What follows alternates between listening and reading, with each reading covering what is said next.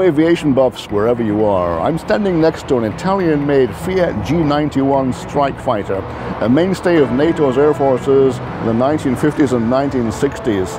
And no, we're not in any Greek Air Force airfield. We're in the heart of Athens, in the forecourt of the Hellenic War Museum.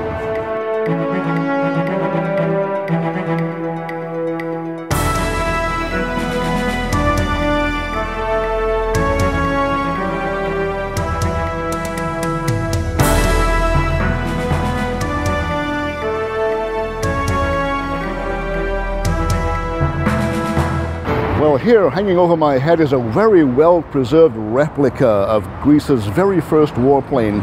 It's a French-built Henri Farman, vintage 1912, and the fact that it's so very well-preserved argues much for the dedication which this Hellenic War Museum shows to its exhibits. But of course, the Hellenic War Museum isn't only about old planes. Inside this concrete box built around 1971, is the whole gamut of Greek military history going way back to the Trojan War, right up to, well, today.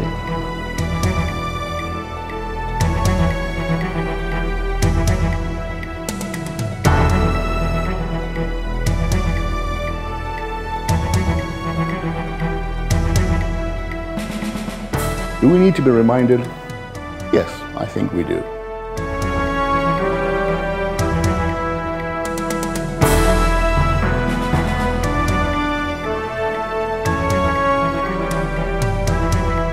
It was Alexander III of Macedon, known more popularly as Alexander the Great, who developed a special style of warfare based on a very, very long lance with which he equipped his frontline troops. You can see it in the distance back there in an illustration. This technique was called the Phalanx, and it involved forming men in a long, deep line with those long spears sticking out in front like a knife edge and sending it hurtling against the enemy. And those spear points were like a knife which would cut the enemy to pieces, and he won a great many battles that way.